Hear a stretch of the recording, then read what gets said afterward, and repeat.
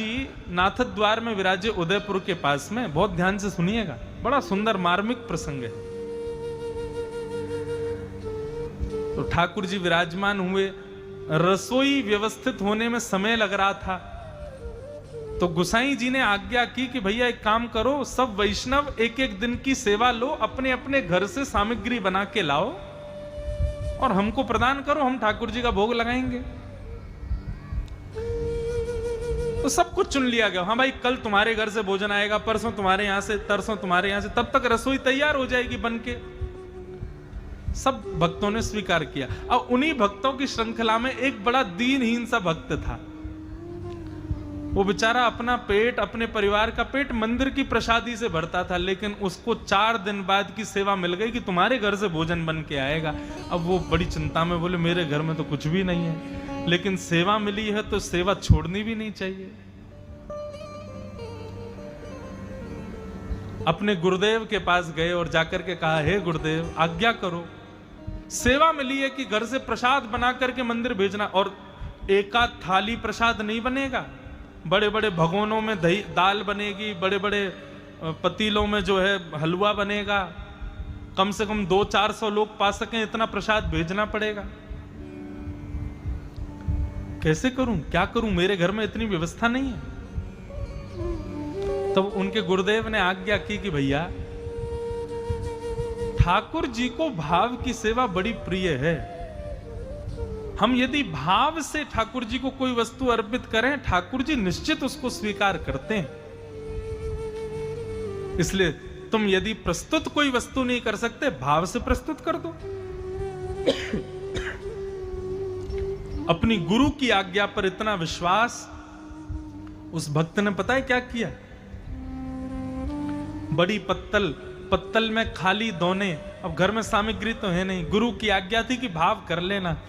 तो भाव उसने क्या रखा, एक दोने का स्पर्श किया और कहा, हे नाथ, मैंने देखो चने भिगोए हैं, चने भिगोने के बाद उबाल दिए, उबाल करके उनमें नमक डाल दिया, थोड़े मसाले डाल दिए, थोड़ी वस्तु डाल दी, नींबू निचोड़ दिया, नींबू निचोड़, अरे देखो ये चना मैंने इस दोना में पधरा दिया। आहा कितनी बढ़िया दही आई है, दही को मैंने देखो बढ़िया पका करके हल्दी आदि मिला करके कड़ी बनाई, पकौड़ी डाल के, ठाकुर जी देखो ये बढ़िया कड़ी है। वस्तु नहीं है, केवल भाव कर रहा है। ठाकुर जी आपके लिए 5 प्रकार की रोटी बनाई है, मिस्सी रोटी बनाई है, गेहूं के आटे की रोटी बनाई है, आदि आदि व्यंजनों की रोटी बढ़िया घी चुपड़ करके, और एक और पत्तल से उस पत्तल को ढक दिया और खाली पत्तल, खाली दोने केवल भाव से लेकर के मंदिर में चला गया। और मंदिर में जाके गुसाई जी से कहा, गुसाई जी बढ़िया चना की सब्जी बनाई है, कड़ी बनाई है पकोड़े वाली, और मिष्ठान में बढ़िया रसमलाई बनाई है, ठाकुर जी के लिए 5 प्रकार की रोटियां बनाई हैं, चटनी बनाई है, अचार बनाया है, सब कुछ आप ठाकुर जी को पधरा दो। वस्तु एक भी नहीं थी, खाली पत्तल, खाली दोने थे, केवल उसका भाव था। गुसाई जी लेकर के गए और ले जाकर के भीतर ठाकुर जी के सामने पधरा के जैसे ही पर्दा किया, पत्तल हटाई तो जितनी सामग्री उसने भाव की थी वो सब उसमें व्यवस्थित हो गई। अब गुसाई जी को नहीं पता था कि ये वस्तु लाया ही नहीं है, उनको लगा ये बना के लाया होगा। बाहर बैठा वो भक्त रोने लगा, बोले गुरुदेव की आज्ञा से मैंने भाव तो कर लिया, लेकिन वास्तविकता कैसे भूलूं मैं कि उसमें कुछ भी नहीं है, खाली पत्तल मैंने दे दी। आज प्राण त्याग दूंगा मैं, क्यों? ठाकुर जी ने जीवन में एक बार अपनी सेवा के लिए आज्ञा दी और मैं वो भी नहीं कर पाया। जैसे ही भोग पूरा हुआ, घंटी बजी, तो भक्त घबराने लगा, बोले गुसाई जी आएंगे, सबके सामने मुझे डांटेंगे कि अरे खाली पत्तल लेके आया, खाली दोने लेके आया ठाकुर जी के लिए। लेकिन भीतर से गुसाई जी आए और आकर के वही पत्तल उसको लौटाने, ले भैया बात है ना, तो बहुत जोर की सामग्री बनाई भैया, सबको जाके वितरित कर दे। उसको तब भी लगा कि ये व्यंग में मुझसे कह रहे हैं कि तूने बहुत बढ़िया सामग्री बनाई, सामग्री तो कुछ है नहीं। उसने कहा ले सब में वितरित कर दे। अब उसने कहा कि अब ठीक है ठाकुर जी। बोले नहीं नहीं, इतनी बढ़िया तेने हलवा बनाया, इतनी बढ़िया तेने मलाई, वो रसमलाई बनाई, इतनी बढ़िया कड़ी पकौड़ी बनाई, सबको वितरित करो। बोले गोसाई जी मैंने केवल भाव रखा था, वस्तु तो नहीं थी ना। बोले अरे कैसी बात कर रहे हो, पत्तल उठा के देख, सभी वस्तु यहां विद्यमान है। जैसे उसने पत्तल उठा करके देखा तो जितनी वस्तु की जो जो उसने इच्छा अपने हृदय में करी थी, और इच्छा ही नहीं, जैसे रंग की कढ़ी, जैसे रंग की चना की सब्जी, जैसे रंग की रोटी उसने मन में विचार की थी, सब कुछ वैसा ही पत्तल में व्यवस्थित था। ठाकुर जी ने स्वीकार किया। बंधुओं, हमारा हिंदू वैदिक सनातन धर्म इतना सूक्ष्म नहीं है कि वस्तु बना के प्रस्तुत करोगे तभी ठाकुर जी स्वीकार करेंगे।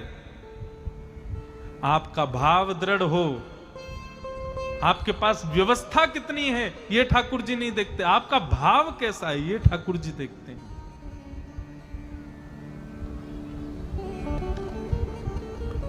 इसलिए मंदिरों में जाइए, ठाकुर जी के भोग प्रसाद घर से बना के ले जाओ, बहुत अच्छी बात है, लेकिन ये इस प्रकार ठाकुर जी के ऊपर सामग्री फेंकना, चढ़ा देना, जबरदस्ती मुंह पर चिपका देना, कई मंदिरों में नाक पे पेड़ा आदि चिपका देते हैं भगवान के, नहीं, ये सब नहीं करना है, भाव प्रस्तुत करो।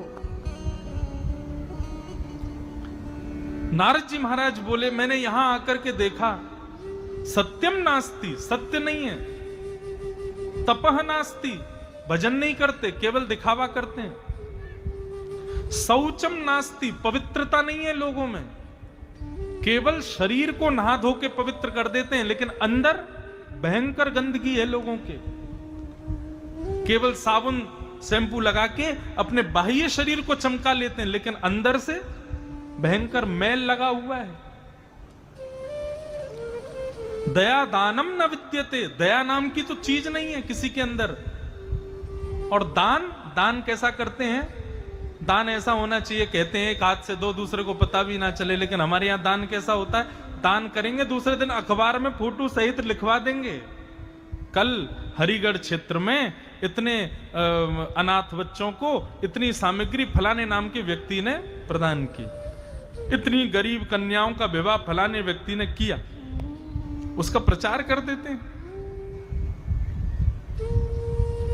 दया दानम न विद्यते, मंदा सुमंद मतयो, मंद बुद्धि है लोगों की, मंद भाग्या विपद्रुता, पाखंड निरताम संतो विरक्ता सब परिग्रह। नारद जी बोले मैंने बिल्कुल विपरीत देखा पृथ्वी को। मैंने पूछा भैया इतनी बड़ी बड़ी मंजिल इमारतें किसकी हैं? बोले त्यागी जी महाराज की, नाम है त्यागी जी, लेकिन बना रखी हैं बड़ी बड़ी इमारतें। भैया इतना शोर कहां से आ रहा है? बोले मौनी बाबा के आश्रम से, नाम है मौनी बाबा, आ क्या रहा है शोर? इतने सारे बालक बच्चे किसके घूम रहे हैं? ब्रह्मचारी जी के, नाम क्या है ब्रह्मचारी। ये कोई किसी का आक्षेप नहीं है, लेकिन ये पाखंड के रूप में कई लोगों ने हमारे सनातन धर्म को बहुत ध्वस्त किया।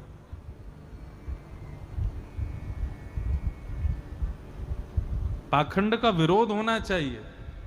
पाखंड एक ऐसी कैंसर जैसी बीमारी हमारे सनातन धर्म को लग जाती है, जिसकी वजह से हमारी आगामी पीढ़ी सनातन धर्म से बचती है। इसलिए बंधुओं, पाखंड नहीं सहन करना चाहिए, यदि कहीं दिखे तो उसका विरोध होना चाहिए। नारद जी महाराज ने इस प्रकार पूरी पृथ्वी को देखा, और भी कई सारी बातें यहां बताई गई हैं। अब सब बातें कह देंगे तो यहां सब प्रकार के लोग बैठे हैं। बोले विवाह नहीं होता, कन्या विक्रय होता है, कन्या को बेचा जाता है। कितने में?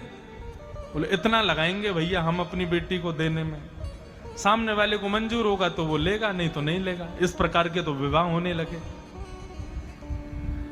और कई सारी बातें यहां पर बताई गई। नारद जी महाराज बोले मैं बड़ा दुखी हो गया पृथ्वी पर आकर के, लेकिन सब जगह भ्रमण करता करता जब मैं वृंदावन पहुंचा, तब वृंदावन में मैंने एक आश्चर्य देखा। यमुना नदी के तट पर एक परम सुंदरी युवती बैठी थी, और उस परम सुंदरी युवती के गोद में दो वृद्ध लेटे थे।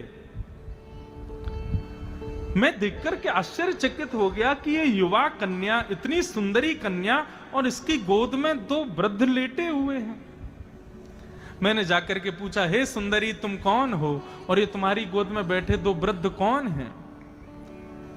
तब उस सुंदरी ने मुझे बताया कि अहम भक्ति ख्याता इमो में तनयो मतौ ज्ञान वैराग्य नामनो काल योगेन जर्जरो। नारद जी, मैं भक्ति हूं, भक्ति महारानी। नारद जी ने प्रणाम किया, बोले जय हो, आप भक्ति महारानी हो? बोले जी।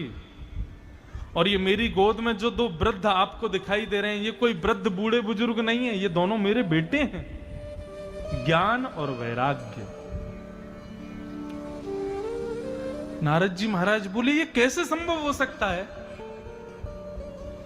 मां इतनी युवान और बच्चे बूढ़े, ये संभव कैसे हो सकता है भक्ति?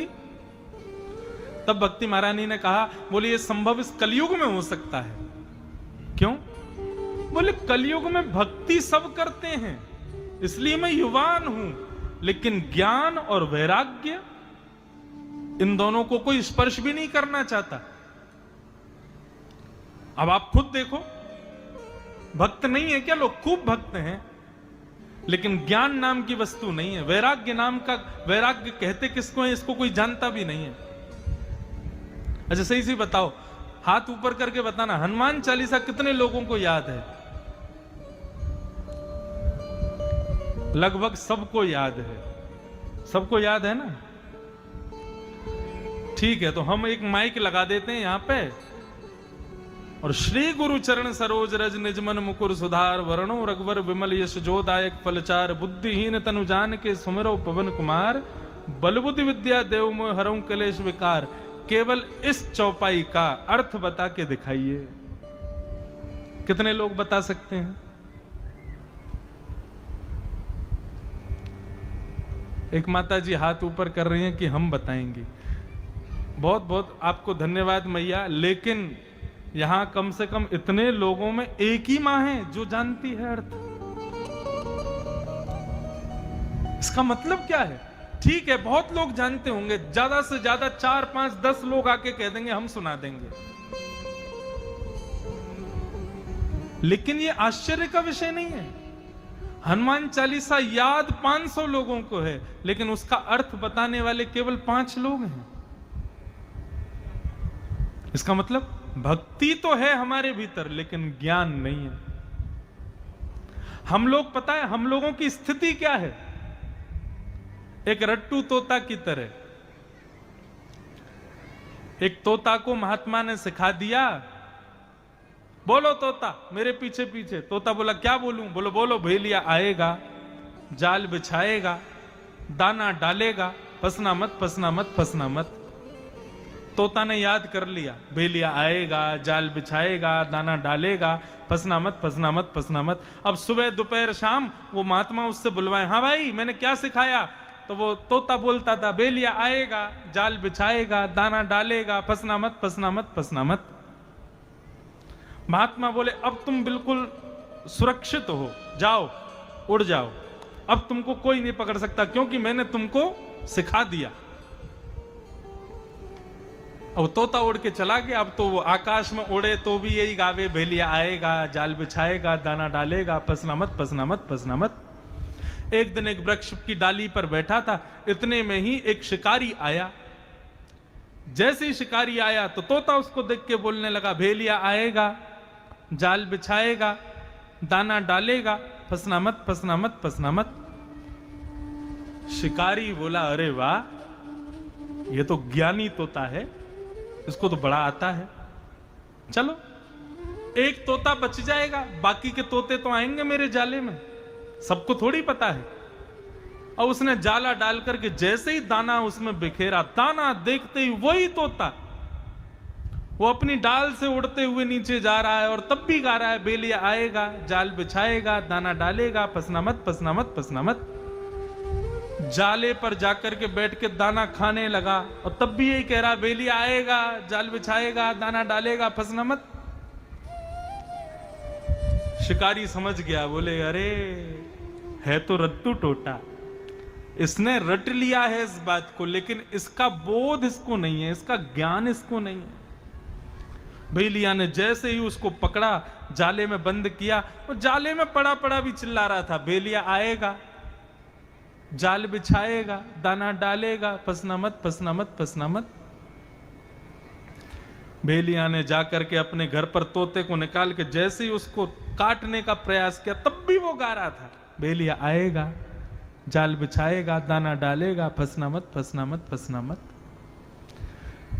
हमारी स्थिति भी ऐसी ही है। शंकर जी पे दूध चढ़ाना है, हनुमान जी पे चोला चढ़ाना है, हनुमान चालीसा का पाठ करना है, ऐसे करना है, पिप्पल पर पानी चढ़ाना है, शाम को ऐसे करना है, सुबह सूर्य अर्घ देनी है, लेकिन इसका तात्पर्य क्या है हमको नहीं पता। भक्ति तो है लेकिन ज्ञान नहीं है, भक्ति तो है लेकिन वैराग्य नहीं है। और विश्वास मानिए, बिना वैराग्य और बिना ज्ञान की भक्ति कैसी है? जैसे बिना प्राण का मानव। उसकी आंखें तो हैं, उसके कान तो हैं, उसकी नाक तो है, उसके हाथ तो हैं, पैर तो हैं, लेकिन संपूर्ण शरीर होने के बाद वो किसी काम का नहीं है। ऐसी हमारी भक्ति है।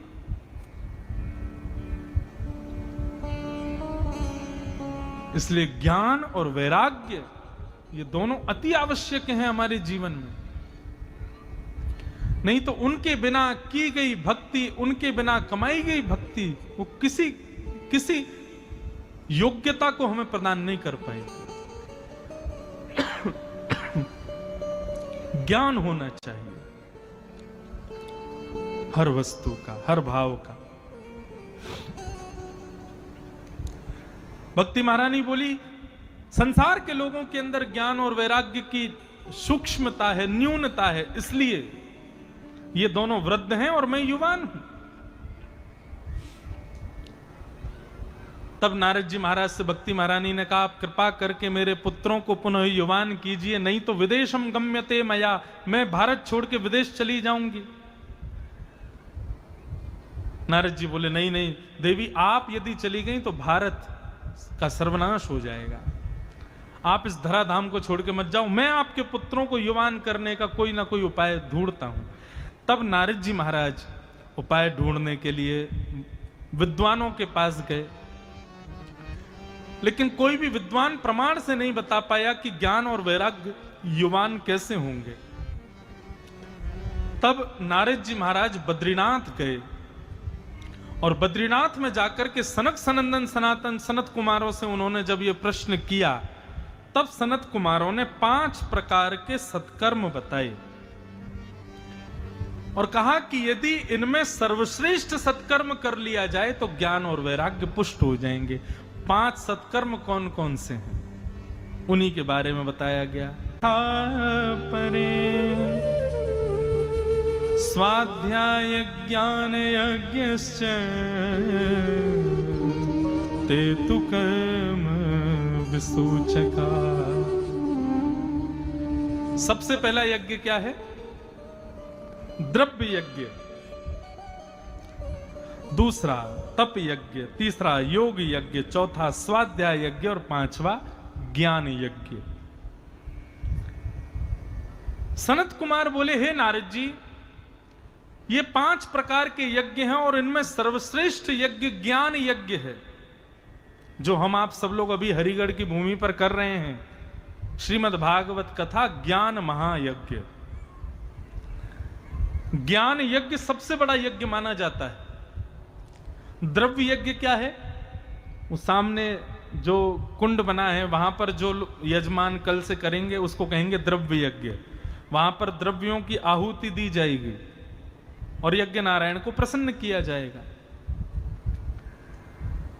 तप यज्ञ किसे कहते हैं? जहां पर व्यक्ति एक आसन पर बैठ करके समाधिस्थ होकर के विषयों का चिंतन ना करते हुए भगवत स्मरण करे, उसको तप यज्ञ कहते हैं। योग यज्ञ किसे कहते हैं? विभिन्न विभिन्न प्रकार के साधन करके, विभिन्न विभिन्न प्रकार के प्राणायामों के द्वारा योग सिद्धियों को प्राप्त करे, वो योग यज्ञ है।